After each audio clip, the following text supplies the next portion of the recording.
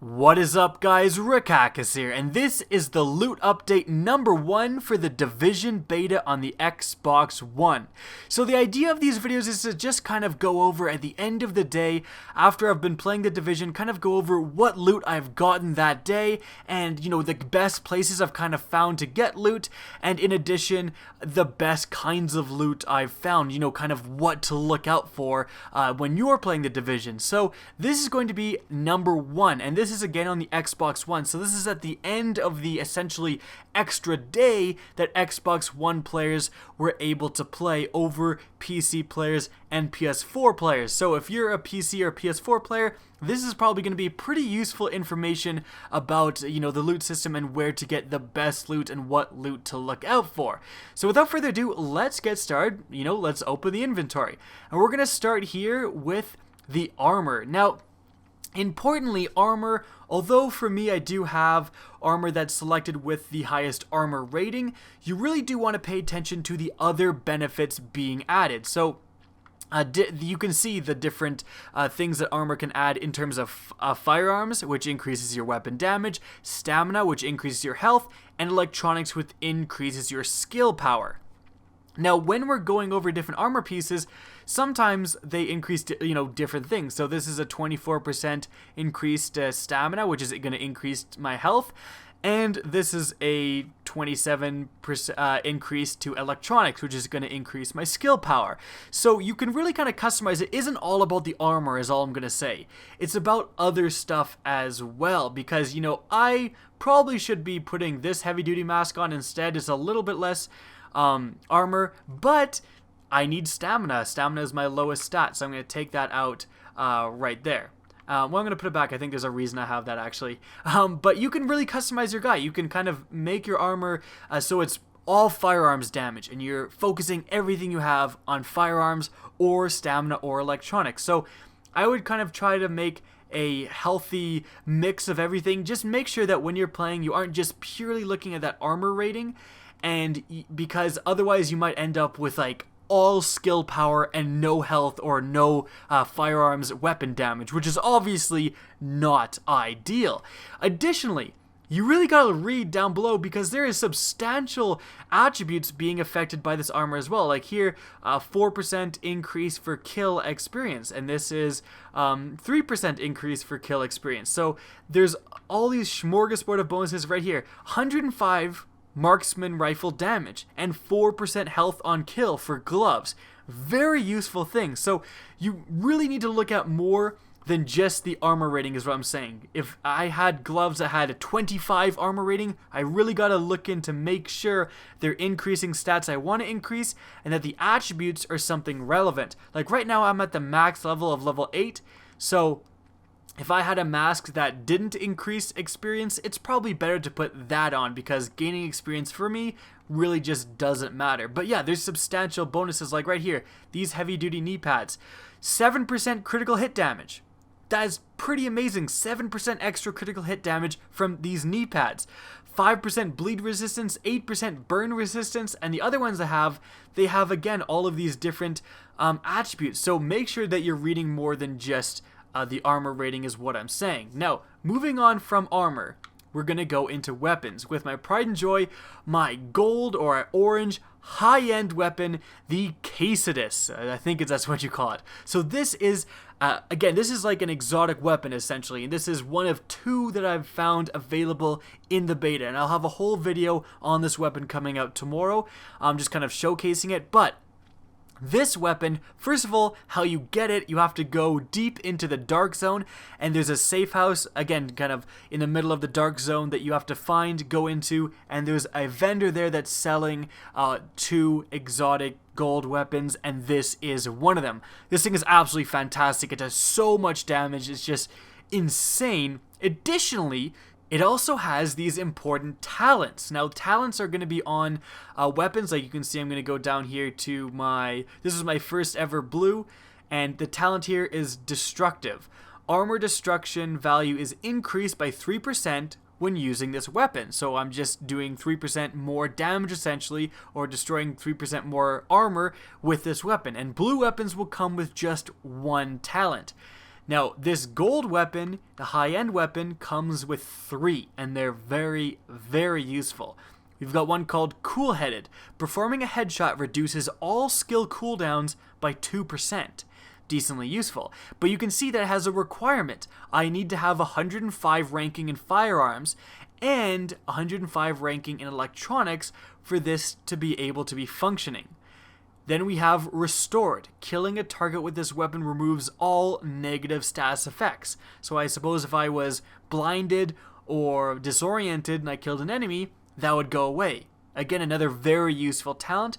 And lastly, we have Self-Preserved, which might be actually the gold talent. If you notice, Restored and Cool-Headed are white text, and yet Self-Preserved is gold text. So I think that's actually kind of unique to this weapon. In any event, critical hits with this weapon, not kills, critical hits, which by the way, this weapon is doing about 900 to 1,000 damage for a critical hit. With this weapon, heal the user for 0.8% of damage dealt. So you're getting healed by around, for like 8 health essentially every time you hit a critical, which is very, very useful. Now we're going to go into the modding menu and I can kind of show you guys the attachments I've got.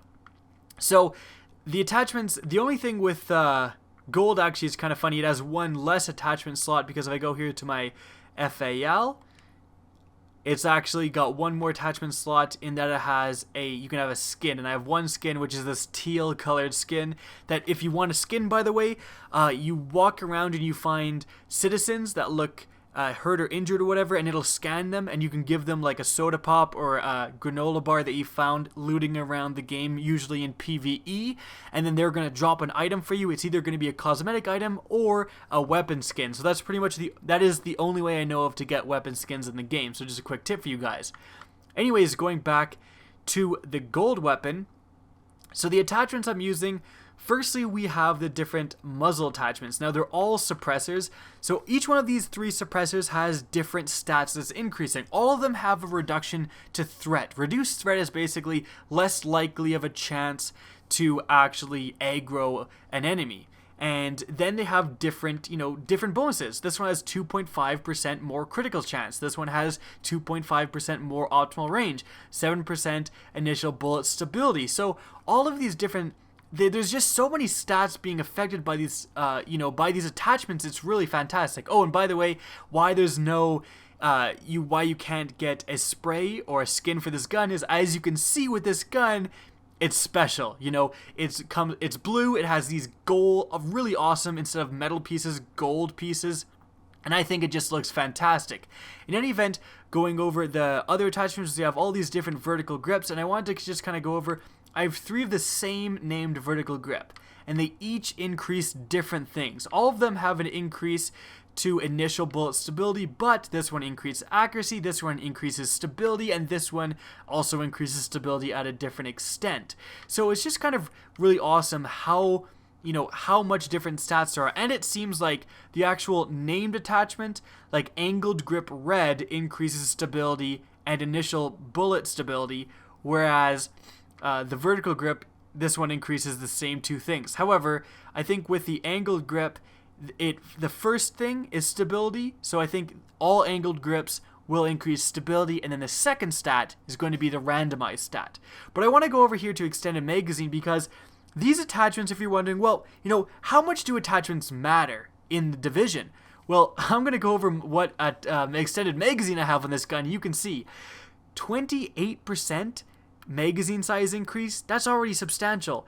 And then we've got 9.2% rate of fire increase. That is actually insane. So it's shooting 9% faster. That is a substantial bonus, and actually can go down here.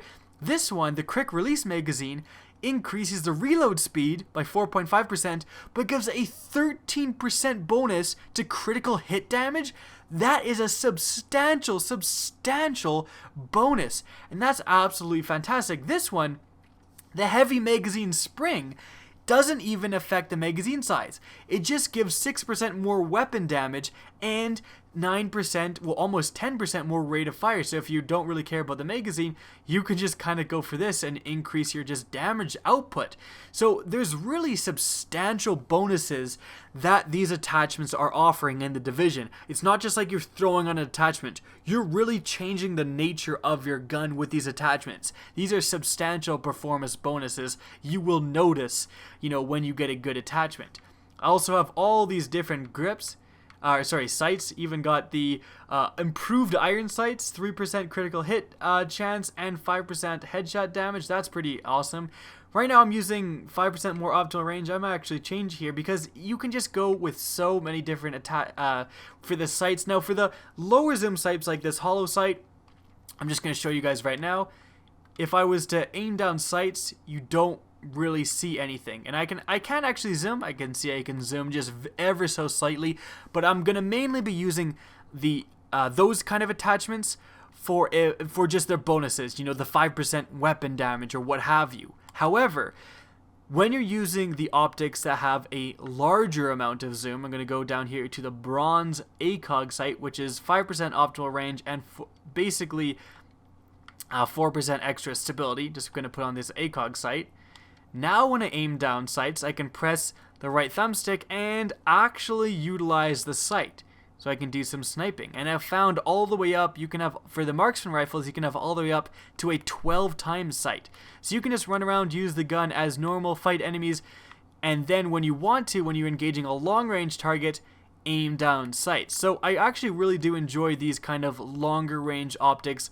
Like the ACOG sight, it really does help because you find yourself burst firing and kind of single firing a lot as well. But for something like this gun, I might just go with the increased iron sights and just go for the damage, pure damage output. That's what I'm talking about. Now, for other weapons, I've spent a lot of time on this gold weapon, but just going over some other weapons, there's so many different weapons in this game. A burst fire MP5. Then we've got the classic FAL. Now this classic FAL is actually a 3-round burst assault rifle. The classic M1A, I haven't even got to try this out. This is going to be a marksman's rifle. So marksman's rifles use different ammunition and they do a hell of a lot more damage. As you can see from the carbine, 2,000 damage per shot. They shoot very, very slow though. We've got SMGs. We've got the M249B, that's a light machine gun. This is just a normal assault rifle, and we've got the Scar H, which is another different marksman's rifle. Pretty much all of these guns, except for the this military P416, I've gotten from the Dark Zone. The Dark Zone is the best way to get these blue drops, like just by far. However, you really don't want to go in there unless you have a squad of 3 minimum, but I would definitely recommend 4. If you don't have that, I would recommend doing the method I put out in my video going over the best PvE technique to get good loot, because that also drops some guaranteed blues, just not at the same level as in the Dark Zone. But all of these weapons, there's some pretty substantial differences. I'll kind of maybe try to go around here and get some kills. Now the weapons in this game actually do perform and feel pretty different. So I'm using a Scar H on this guy and it's actually going to shred him with a couple of headshots. And yeah, so you can just kind of go around. Oops, that's the hostage. You can kind of go around and have pretty normal, feels like very much a normal assault rifle, but I'm going to switch here to this is my Scar H, this is my heavy marksman rifle. As you can see, I'm shooting as fast as I can, totally different beast, a ton of recoil, so you get pretty substantial differences when it comes to switching between weapons. It's not like all assault rifles definitely don't feel the same. That Scar L feels a lot different than, for example, an M4. And I'm going to switch here to, why not, let's go with the Burst Fire MP5.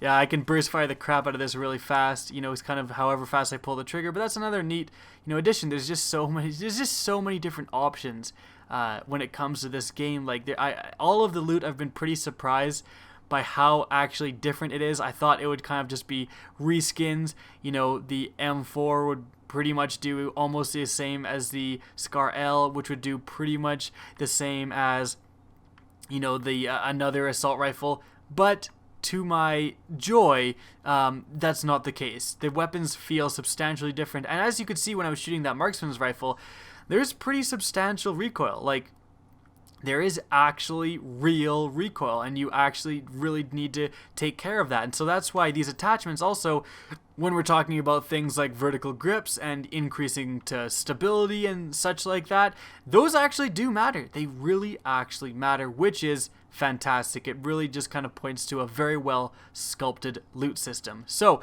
those are the weapons I would that I have. Basically, I would keep an eye out for if I was you. Definitely marksman rifles are very, very effective for fighting normal, just kind of PvE enemies. I don't know about PvP, fighting other players. It might be a little bit of a different beast, but like, it's very easy to just kind of, you know, snap off a few headshots, and those do substantial damage to PvE enemies. In PvP, again, if you're versing actual real players, they're probably going to be moving around a lot quicker. But definitely keep an eye on for marksman's rifle. I think here, I'm just going to destroy these two guys here really quickly. 10,000 damage for headshot, like no big deal. 2,000 damage for a body shot. So, I mean, what I'm trying to say is marksman rifles, especially when you're starting out in PvE, extremely effective. And I was basically running assault rifle with backup marksman's rifle for the majority of the game. However, SMGs are no joke as well. You could also run marksman's rifle, SMG. Assault rifles are just so good overall, though I would recommend running them. LMGs actually aren't, they're not bad. I would never say they're bad, but look at that recoil, right? So you really do, if you're using an LMG, it's got to be like a good one, because you do have a substantial amount of recoil you have to deal with. You do have, like, this is a 100-round magazine, so I mean, like, you're putting forth a lot of damage, but you do have to deal with so much recoil that, I mean, it depends on the LMG, and it also depends on the attachments you have as well. If you have a lot of recoil mitigation attachments, you can definitely rock an LMG. There's nothing wrong with it. I'm just saying, don't delete your marksman's rifle if you get what looks like a good LMG. So that's pretty much it for this video. I'm going to just kind of wrap it up at this point. I hope you guys enjoyed it. If you did, please remember to rate and share this video. And if you want to see more Division content, don't be afraid to slap that subscribe button. Now, if you want to get in touch with me and keep up to date with the latest channel activity, the best way is to follow me on Twitter. That's linked in the description of this video, as is my Twitch channel, which you can follow as well. Again, I hope you enjoyed the video, and as always, have a good day.